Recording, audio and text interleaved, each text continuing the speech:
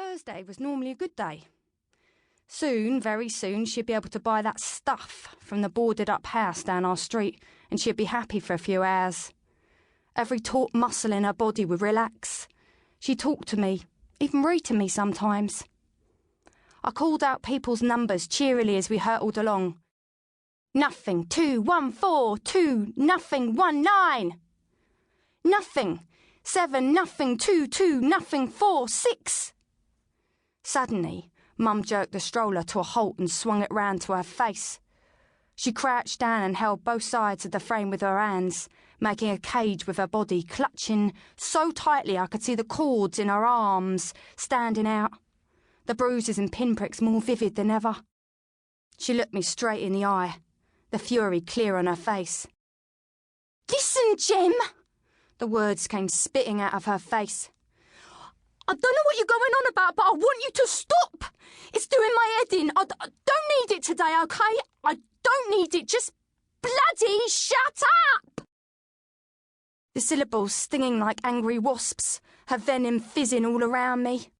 And all the time, as we sat there eye to eye, her number was there, stamped on the inside of my skull. 10-10-20-01. 4 years later, I watched a man in a scruffy suit write it down on a piece of paper. Date of death, 10-10-2001. I found her in the morning. I got up, like normal, put my school things on, helped myself to some cereal, no milk, because it stank when I got it out of the fridge. I left the carton on the side, put the kettle on, and ate my Cocoa Pops while it boiled. Then I made Mum a black coffee and carried it carefully into her room. She was still in bed, kind of leaning over. Her eyes were open and there was stuff, sick, down her front and on the covers. I put the coffee down on the floor, next to the needle. "Mum?" I said, even though I knew she wouldn't reply. There was no one there. She was gone.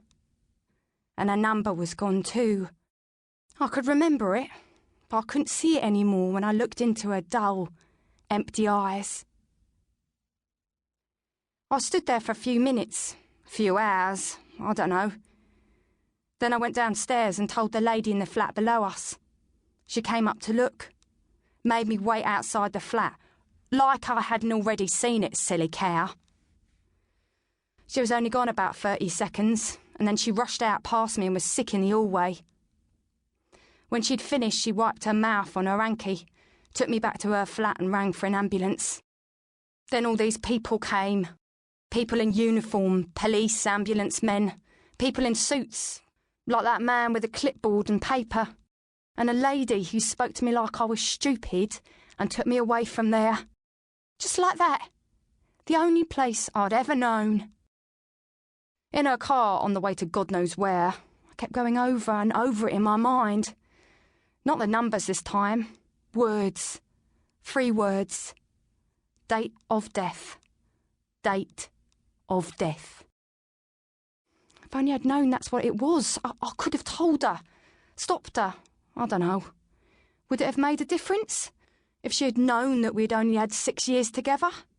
Would it? Hell. She still would have been a junkie. There was nothing on this earth that could have stopped her. She was hooked.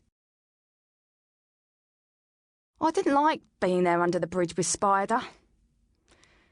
I knew it was outside, but I felt closed in, trapped there with him. He filled the space with his gangly arms and legs, constantly moving, twitching almost, and that smell.